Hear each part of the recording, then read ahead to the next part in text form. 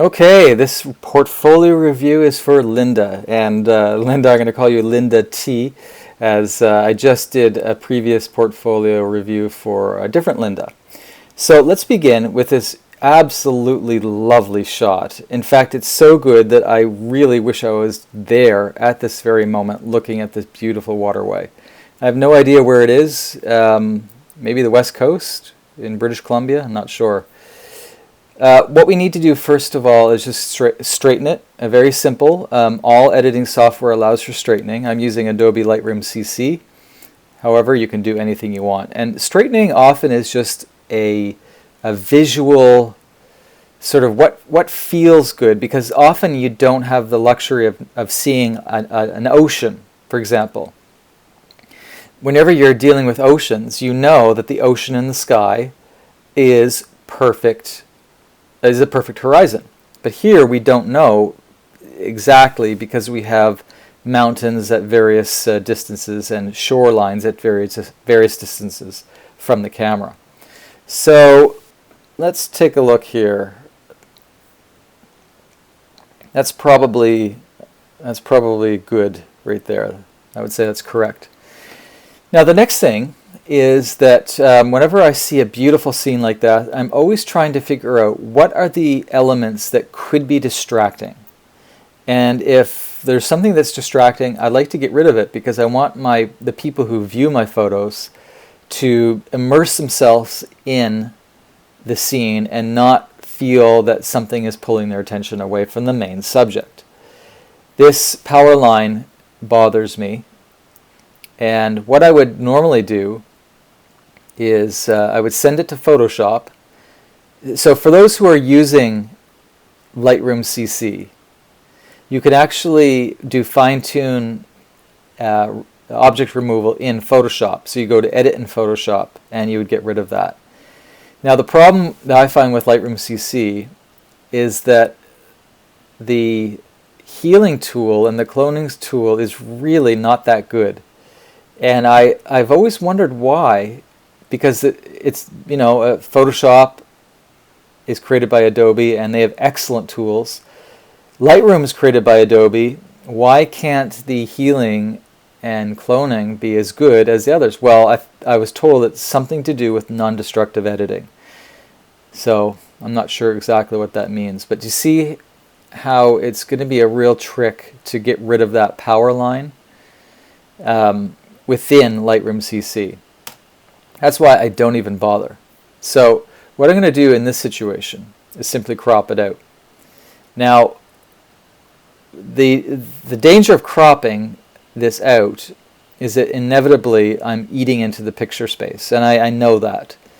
So I may have to just bite the bullet and realize that I'm going to sacrifice some of the picture.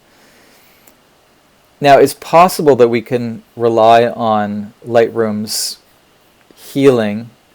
Let's try cloning to get rid of these here. Let's try it anyway. I don't have much hope for it, but we'll see.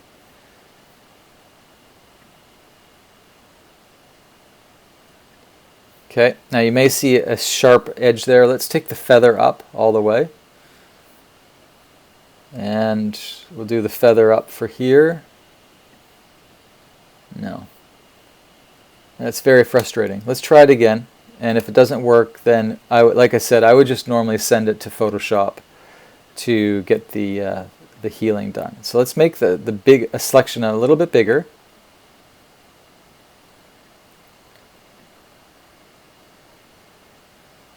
Don't be afraid to go outside of the edge of the frame. In fact, often you have to. Okay, so that is mildly acceptable. Now I can see a little bit of artifacts there, or maybe not artifacts, but it's the selection. I can still see it, but it's good enough for now. Okay, so even though I removed the tree from the picture, and the tree is good, by the way. It's not that I want to get rid of the tree.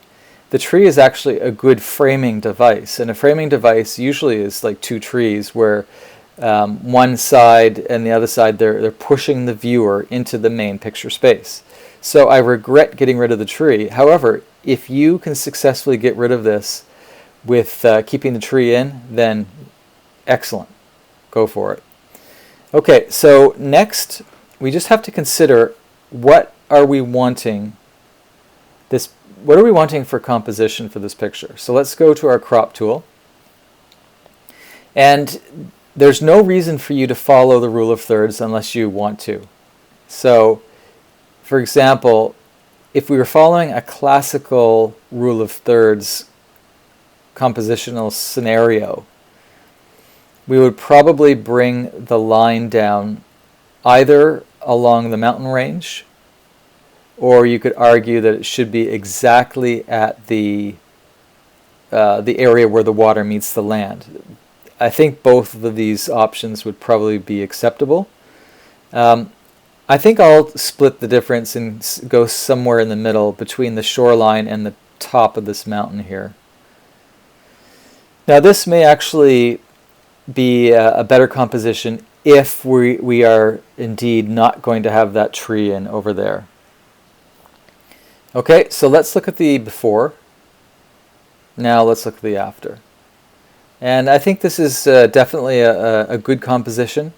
It actually pushes me closer to this beautifully illuminated walkway.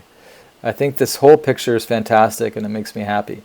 So let's just bring up a touch of vibrancy under color. We're going to go to vibrance. And we don't need much because we don't want it to be fake looking, but I feel that a plus 15 is a real gem. Okay, so hopefully you enjoyed that and you got something out of it. Let's go to your next picture. Monkey. This is great. Really like this shot. One thing that we will probably do, first of all, is adjust light. Now, I like to reduce my blacks to really punch out the scene, but we can also increase the shadows. Now, you may find that this is very incongruous to increase the shadows and decrease the blacks, but I do it all the time. And what that allows is us to see the texture of darker areas of a picture, but the very dark areas of the pictures become quite dark, which allows for extra drama. Let's look at the original. Okay, and let's look at the one where we increase the shadows but decrease the blacks. Now, your software may not have blacks adjustment. It may only have shadow adjustment. If that's the case, then I would suggest you play around with something called, or let me show it to you. Let's just reset these all together. And let's just go down to effects, and let's increase clarity. Now, when I increase clarity, what I'm getting is a lot more visual texture detail. I don't really feel that it's the best for this particular picture. However, if you're using Lightroom CC, dehaze often works well. So let's increase dehaze. And what that allows, it's something similar to what I did before, but dehaze is a global adjustment where it's taking the whole picture and reducing the effects of what's called UV or ultraviolet light haze. Here's the original, and here's with dehaze set to plus 42 or so. Okay, so overall I feel that dehaze works well, or the adjustments of the shadow and the blacks. I feel we could maybe warm this picture up just a touch, so we're going to go to color. A little bit of warmth, not much. However, we still want our greens to be green. So we're going to go down to green. We're going to adjust hue. And watch what happens when I adjust the hue of greens. Do you see how everything gets orange? Now, watch when I go to the other side. Do you see how the greens are getting very green? I always like to have the hue set to plus 20 or something whenever I'm dealing with greenery or foliage. And that really makes the greens pop out. I love it. So whenever you're dealing with greenery, try hue on the green channel, and usually are able to get a good result. Now, finally, for this picture, for me at least, I want to crop in. And the reason I want to crop in is that this area over here doesn't tell much of a story, to be honest. So what do you think? I think this composition is a little bit better. Let's look at the original. And now let's look at the cropped in. And there you go. I think this shot is fabulous. It's a really fun picture, a great nature photo, and I like the composition. Okay, your next shot. Now I see what you're going here, practicing motion blur, and I think you did an awesome job. It's very difficult to get good motion blur. And your goal was to track with your camera these two young girls. You did a great job. Now it's true that they're not razor sharp, but really that's not necessary. In this type of picture, you're looking for drama, emotion, fun. And you certainly captured that. So great work.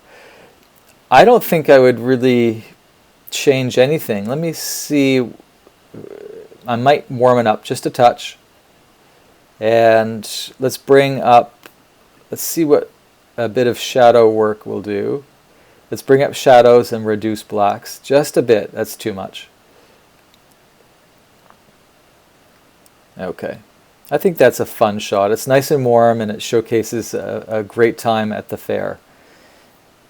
This bar may be a little bit distracting, but it's not really all that bad, so you probably want to keep it in.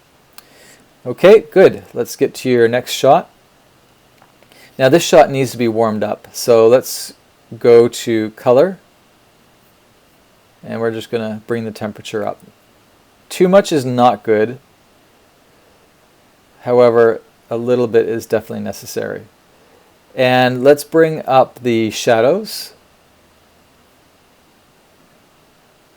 You see the detail that popped up there? Now let's bring the blacks down. And this provides a little bit more punch. Let's take a look at the before and now the after. What do you think? Okay. Now let's take a look at this. I think this is your last shot. And this type of picture sometimes looks better as a black and white. If there's not too much color in the shot and it's a classic scene. For example, this is definitely not a modern restaurant. It's not your normal, dinner time in your kitchen. This is a classic scene. It could be in a historic settlement even. And that's why I like to play around with black and white. And there's so many great black and white software options out there.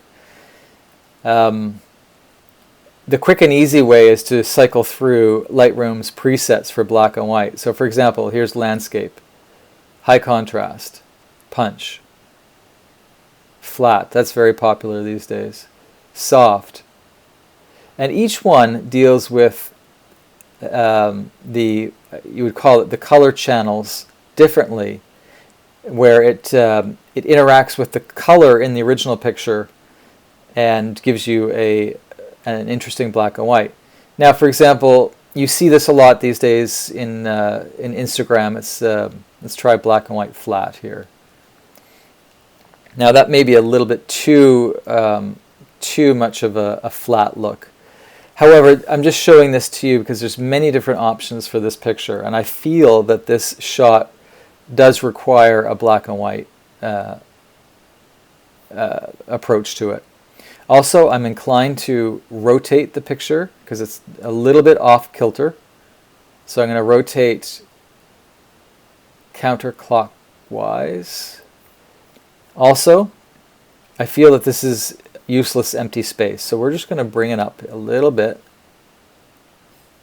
And there we go. I feel that this is a better composition, and I think it looks very good. I like what you're trying to do there. I would probably next time get rid of the rug just because I don't see it. I know it's a rug because we used to have one of these in our house when I was young. But it's possible that others